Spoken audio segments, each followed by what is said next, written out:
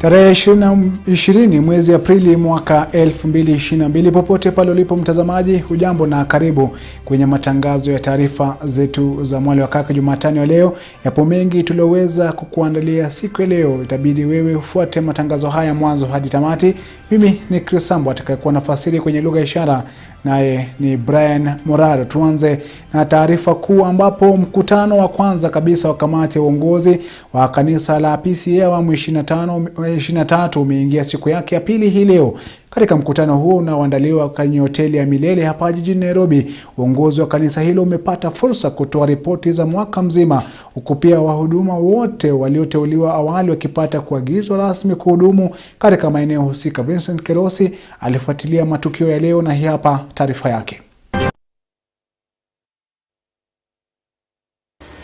Activities over the period. Baada ya sherehe ya ufunguzi na maombi ya ukumbusho kwa wahudumu waliotangulia mbele za haki iliyofanyika hiyo jana, sasa mkutano wa kwanza kabisa wa kamati ya uongozi maarufu GSC ya awamu ya 23 chini ya moderator wa sasa mchungaji Sambu-20Th imeanza rasmi. Tusiwe waoga wapenzi. Vikao vya leo vikianzishwa kwa neno la himizo lililokitwa ndani ya mizizi ya kauli mbiu inayoongoza GA ya 23, zitafakarini njia zenu, lilomkumbusha kila moja jukumu lake. It's not just something we've thought about and said there shall be a church and it shall look like this. That God, in His wisdom, divine wisdom and plans and purposes, values the space that we call the church.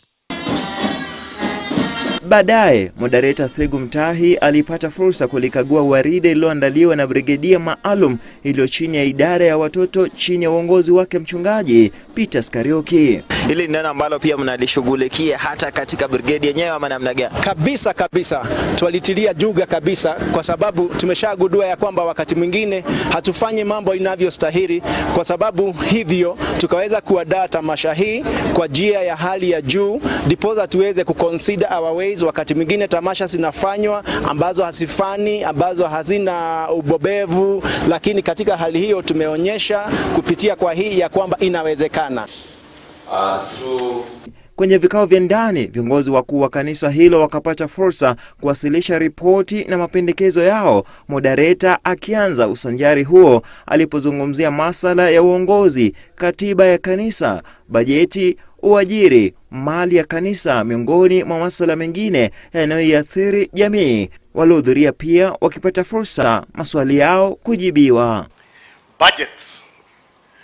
On this matter, I still believe we must relook at our budgets and formulate realistic ones. We have shown that by example as a business committee, as we maintained a 10% rebate on parish sales for yet another financial year 2021-2022.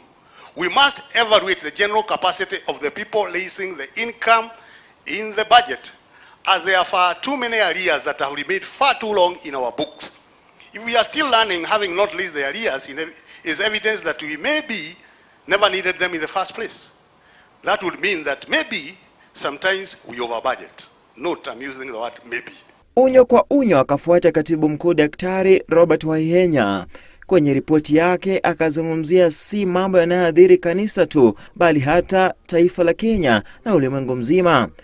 The church has realized remarkable milestones in the past 1 year, despite the prevailing economic hardships. Huku akipendekeza kanisa hilo kuangazia jinsi lingeweza kuchukua nafasi kubwa kwa kushughulikia haya, Daktari Waihenya amegusia hatua zilizopigwa na mashirika na miradi mbalimbali, zikiwemo hospitali, vituo vya elimu, hoteli, runinga ya Kirk na miradi mingi mingineyo. Our mission hospitals have made significant infrastructure development, such as installation of the MRI facilities, expansion of renal units, increase of nursing training institutions, among others. They have deliberately embraced the culture of quality improvement, which now has contributed significantly to their remaining financially afloat. The church, number two, the church has overseen the establishment of a management mechanism that has enabled the Mwale hotels to turn to profitability. The resources generated from this undertaking were plowed back to carry out massive renovations and refurbishment. The facilities are now more attractive to the market in terms of both infrastructure and service provision. Na mtazamaji, ni mkutano ambao umekuwa na shughuli tumbo nzima, na bila shaka kukamilika kwa mkutano wa siku ya leo ni mwanzo wa maandalizi ya vikao vya hapo kesho, ambapo wakurugenzi katika idara mbalimbali za kanisa la PCEA watakuwa wanawasilisha ripoti zao kuhusiana na utendakazi katika vitengo hivyo. Nikiripotia Mwale wa Kirk, mimi ni Vincent Kirosi. Na mtazamaji, kumbuka kwamba mkutano huu utakuwa ukiendelea hapo kesho kwa siku ya 3 mfululizo kuanzia mida ya asubuhi. Unaweza kufuatilia moja kwa moja kupitia ukurasa wetu wa Facebook katika TV Kenya na pia kwenye YouTube, na kama unaweza pia unaweza kufuatilia kwenye runinga yako kuanzia hapo kesho asubuhi. Tuachane na taarifa hiyo, tuangazie mengine sasa, ambapo Rais Uhuru Kenyatta amewahakikishia washikadau wote kwenye sekta ya elimu kuwa utekelezwaji wa mfumo wa CBC utaendelea kote nchini. Akizungumza leo hii wakati wa kufunguliwa rasmi kwa kongamano la 45 la muungano wa walimu wakuu wa sekondari nchini KESA mjini Mombasa, Rais ameshikilia msimamo kuwa mfumo wa CBC una manufaa yake, huku akiwashauri walimu na wazazi kukumbatia mfumo huo. La 45 la muungano wa walimu wakuu wa shule za upili imefunguliwa rasmi leo hii na Rais Uhuru Kenyatta. Kauli mbiu ya kongamano hili ikiwa kuangazia upya mustakabali wetu kwa pamoja, mwamko mpya wa elimu nchini. Kongamano ya leo hii ikiwa ya kwanza tangu ujio wa corona nchini. Akizungumza kwenye mkutano wa leo uliofanyika katika ukumbi wa Sheikh Zayed mjini Mombasa, Rais Uhuru Kenyatta amezungumzia umuhimu wa mfumo wa CBC, huku akisema kuwa utekelezwaji wa mfumo huo ungali unaendelea kote nchini. CBC seeks to number 1, identify and nurture every learner's potential. Secondly, to emphasize practical learning as opposed to theoretical teaching. Thirdly, to emphasize application of knowledge and acquisition of competencies as opposed to just routine memorization of content. Miundombinu ya elimu nchini imeendelea kuboreshwa ili kuchangia kutekelezwa kwa mfumo wa CBC kwa urahisi, ikiwemo ujenzi wa madarasa mapya, kununuliwa kwa madawati na viti na shule nyinginezo zitakazoweka msingi thabiti wa mfumo wa CBC. The rollout of the CBC curriculum is on course. And indeed, when schools reopen next week, we shall have more than 9 million learners under the CBC curriculum. Haja yetu ni kuhakikisha ya kwamba tumeweka msingi wa kudumu na msingi ambao hauwezi kutingizika kwa watoto ambao ndio tuangalia kesho. Rais akitumia nafasi hiyo kutaja baadhi ya maendeleo yaliyoshuhudiwa kwenye sekta ya elimu, maendeleo itakayofaidi walimu wote nchini. Mimi nimewasaidia, nimeandika walimu, mshahara niliongeza, jameni mko na insurance. Pigeni kelele kwa wale ambao watakuja, lakini mimi mnipigie makofi kwa yale nimefanya.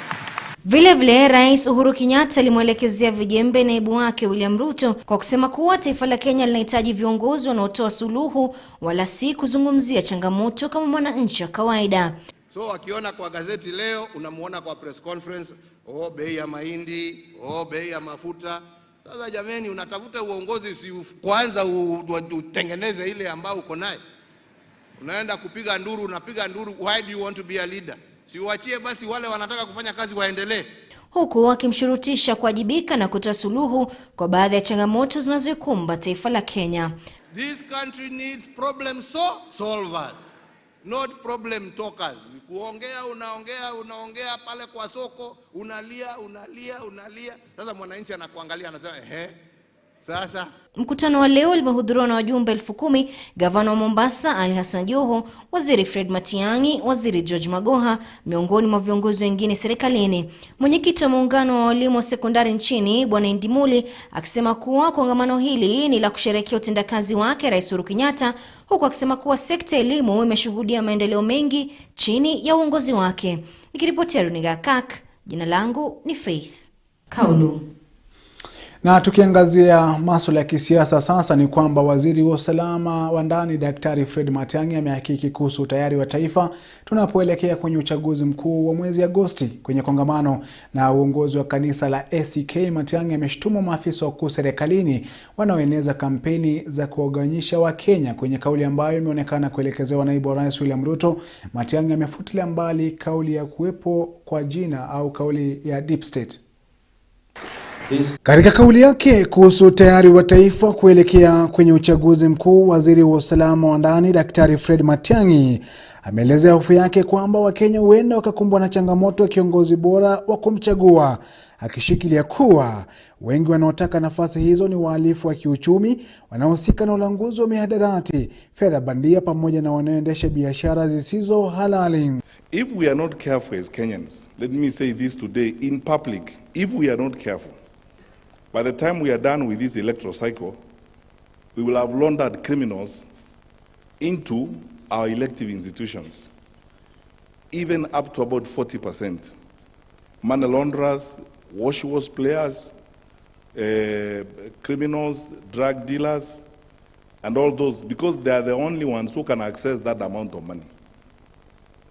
We will launder them into our elective institutions. Akizungumza mbele ya viongozi wakuu wa kanisa la ACK jijini Nairobi, Matiang'i ameweka bayana mustakabali wa taifa kukabiliana na uovu kwenye uchaguzi, kwani kulingana na ujasusi ni kuwa huenda 40% ya viongozi duni wakachaguliwa kuelekea bungeni. We have been on a campaign mode for over 4 years. The effect of that on development in the country and productivity is real, and you can see it. I can see that if we are not going to be firm in some of the things we are doing, this level of impunity may continue and it will hurt our country. Kadhalika, serikali ikitangaza kuwa itakuwa macho kulenga jinsi kampeni zinaendeshwa, haswa kwa utumizi wa mitandao ya kijamii. In a country where the president is insulted liberally by everybody, by opposition politicians, how will you tell me that there exists a covert, dark op element of government that is intended to do certain things? When we say we want SIM registration, I think you know what the repercussions were. This is something we said over 2 years ago, that we needed SIM registration. We said we want a Huduma number, so that you can identify people even when they go online, so that you're able to deal with them. Because people are just misusing these platforms, but these platforms are also creating many jobs. Kwenye kauli ambayo imeonekana kumlenga naibu wa rais William Ruto, Matiang'i amefutilia mbali kauli kuhusu kuwepo kwa deep state, akimshutumu Ruto kwa kuendelea kuvalia ngozi ya kondoo na kisha kugeuka kuwa fisi mla watu. When a political leader, a national leader tells people, I will put aside 150 billion for market women, I'll put aside 50 billion for boda boda, I'll put aside 100 billion for this. I know how much our budget is and the projected growth of our budget. That time you have not talked about the amount of money that you are taking to counties. You have not talked about transfers for the education sector and so on. Where are you going to get that money to provide that kind of service? You're just lying to those people because you are telling them things they want to hear. And because they won't ask you questions, you just get along with it.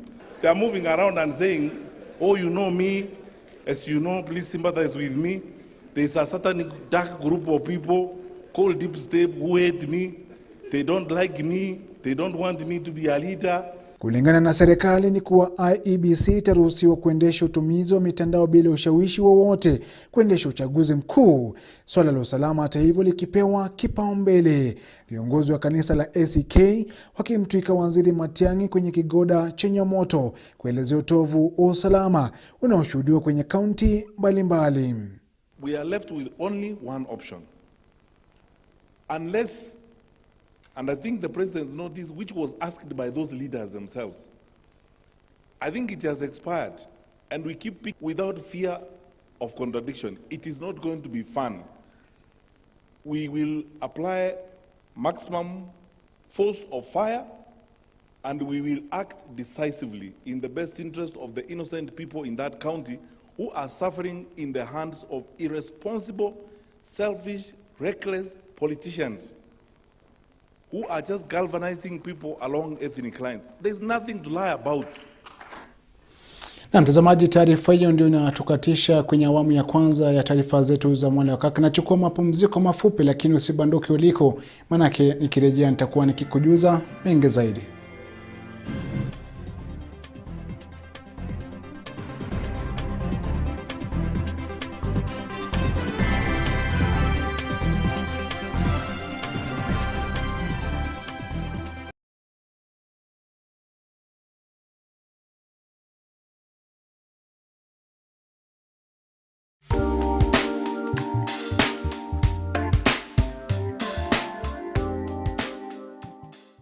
My name is Reverend David Jogona Mudhui.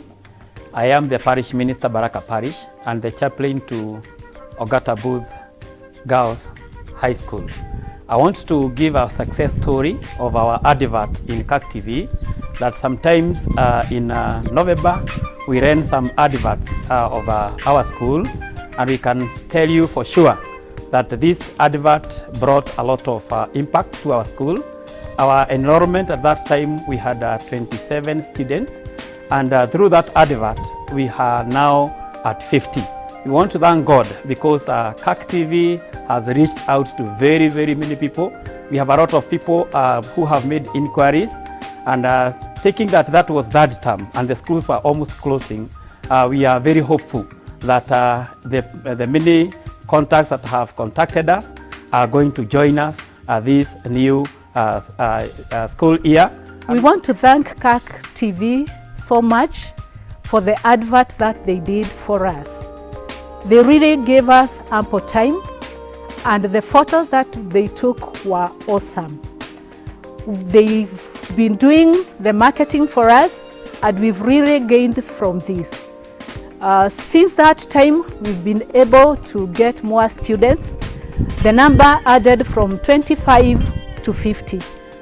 We are grateful, and we believe that Kirk is doing a wonderful job.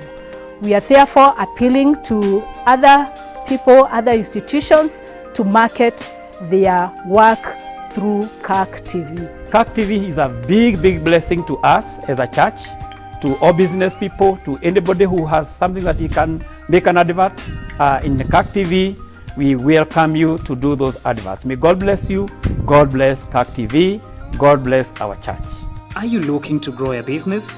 Kirk TV offers you a variety of advertising opportunities to suit your budget.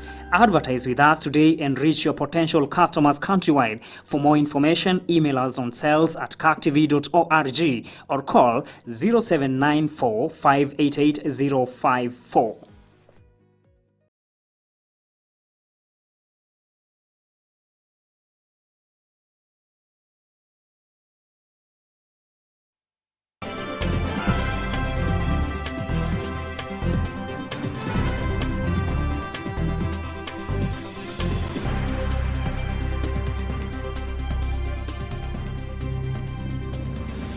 Naam, karibu mtazamaji, tuendelee na taarifa zaidi. Tusonge mbele ambapo sheria ya kutokubalia wanasiasa kuhutubu madhabahuni ingalipo. Haya ni kulingana na kauli ya moderator wa kanisa la PCA Mchungaji Thegu Mutai, aliyesisitiza kuwa kanisa hilo litajizatiti kuhakikisha kuwa haliegemei kwenye mrengo wowote wa kisiasa msimu huu wa kampeni za uchaguzi. Akizungumza kwenye siku ya pili ya mkutano wa kamati kuu ya uongozi wa kanisa hilo unaoendelea jijini Nairobi, moderator Mutai amelitaka kanisa kuliweka taifa kwenye maombi na kupendana mmoja kwa mwingine licha ya kuwa na mirengo tofauti wanaopendelea ya kisiasa. Ni maneno yaliyoungwa mkono na katibu mkuu wa kanisa la PCA Mchungaji Daktari Robert Waihenya. Shall not take a partisan position on the elections, but will advocate for peace and fairness at the elections. Members are free to make rational decisions on who to elect, but this should not cause animosity, as at the end, Kenya will remain one. The Independent Electoral and Boundaries Commission must be fully ready to manage and deliver fair, credible, and verifiable elections. Winners must be gracious in their celebrations and should be aware of the enormous task ahead of them in building a united Kenya. Losers must accept the verdict of the people and take up their role of building the nation as well. Global issues are affecting the economy, and such include the current war between Russia and Ukraine. This war has interrupted the normal global supply chain of such critical commodities such as fuel, gas, and food, resulting in unexpected shortages, rising inflation, high cost of living, and increased poverty among the vulnerable sections of the society. Subsequently, social unrest has also erupted in some nations of the world. Some Kenyan export product will also be affected due to the inaccessibility of some international market. This is bound to affect economic standing of our members. People are therefore advised to seek all acceptable means to generate income, reduce wastage of resources, save and also invest. Na kiungeneko ni kwamba chama cha ODM hii leo kimewakabidhi rasmi tiketi za kuwania viti mbalimbali kwenye uchaguzi mkuu wa wagombea wake. Miongoni mwa waliokabidhiwa viti hivyo ni ikiwemo mgombezi wa ugavana kaunti ya Homa Bay Gladys Wanga na mgombezi wa ugavana katika kaunti ya Kisii Simba Arati. Aidha, kinara wa ODM Raila Odinga amewakashifu wagombezi ambao wamekiasi chama hicho baada ya kura za mchujo na kuamua kugombea viti mbalimbali kama wagombezi huru. Dennis Munene na taarifa hiyo.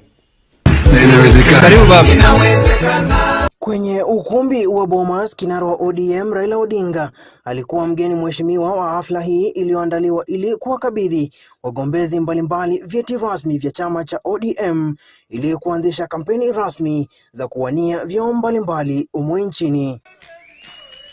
Miongoni mwa waliokabidhiwa vyeti hivyo ni akiwemo mgombezi wa ugavana wa Homa Bay Bi Gladys Wanga na Simba Arati miongoni mwa wengine. Ni Daniel Ogwoka Manduku MP Nyaribani Simba Mbuyole. Wagombezi hao walidhihirisha raha yao baada ya kukabidhiwa vyeti hivyo, huku mgombezi Simba Arati akichukua fursa hii kuwakejeli wapinzani wake wa kisiasa. Certificate ndio hii.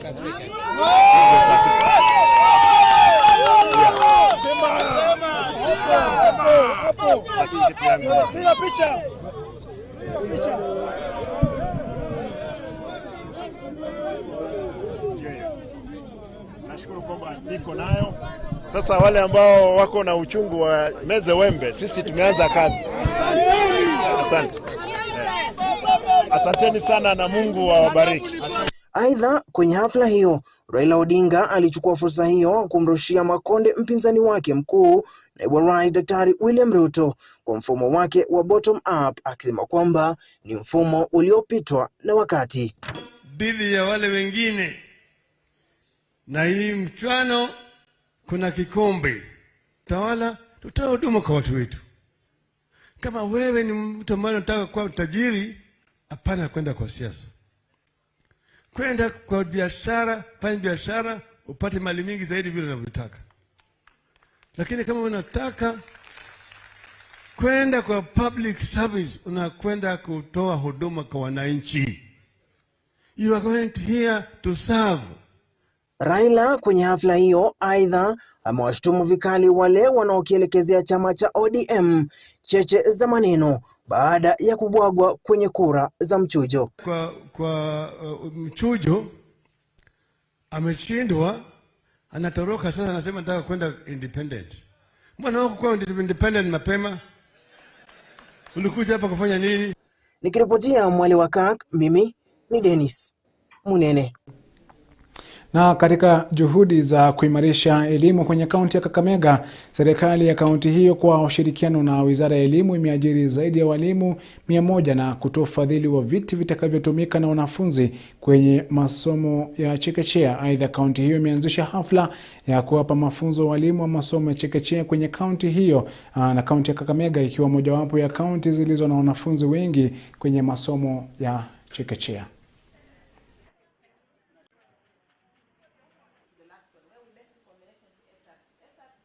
Now here we are doing an induction of our ECD teachers. Every year we employ teachers. So we give new skills, new knowledge, and also the emerging trends in education For this training, we are partnering very, very much with World Vision. We recruited 112 teachers, and we are very, very happy and lucky that all of them are here. These teachers, we get them not from one direction. One, they must represent the entire county, the 12 sub-counties. We look at our schools and see where there is a shortage of teachers. Then we give priority to places where we have those shortages. We are collaborating with the Teacher Service Commission, so they are taught alongside the primary school teachers within their areas where they are working. Kakamega County has automated schools, just like the national government has automated through NEMIS. So any child who is in any school, we know it changes automatically. If Kakamega ECD has 634, and we find that tomorrow there are 633, we shall question where that one is, and when we check on our data, we shall learn if the child has been transferred within the county, we shall know where that child has been transferred to. Naam, mtazamaji, kufikia hapo sina la ziada. Ndio hivyo tunakamilisha matangazo ya taarifa zetu za Mwale wa Kirk. Kama ninavyokuambia, siku zote zidi kutenda wema, majaliwa tuweze kupatana tena ndani ya taarifa za Mwale wa Kirk weekend. Mimi ni Chris Sambu na alikuwa kwenye lugha ya ishara ni Brian Moraro. Kwa wote ambao wameweza kufanikisha matangazo haya, tunakutakia usiku mwanana, sokuwa na bugdha. Alamsiki.